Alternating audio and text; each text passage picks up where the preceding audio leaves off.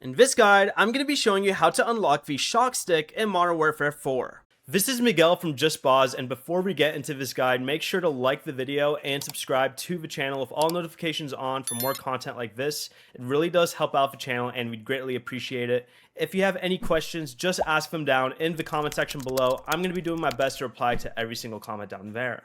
During the Modern Warfare 4 beta, the Shock Stick unlocks at player level 29, so play multiplayer matches and earn XP until you reach level 29.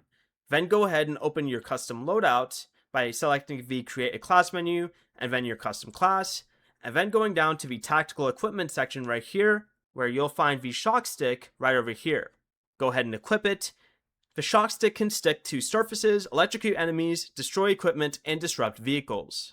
Before you leave, remember to like the video and subscribe to the channel with all notifications on for more content like this. It really does help out the channel and we'd greatly appreciate it. And if you did have any questions, just ask them down in the comment section below. I'm going to be doing my best to reply to every single comment down there. Peace.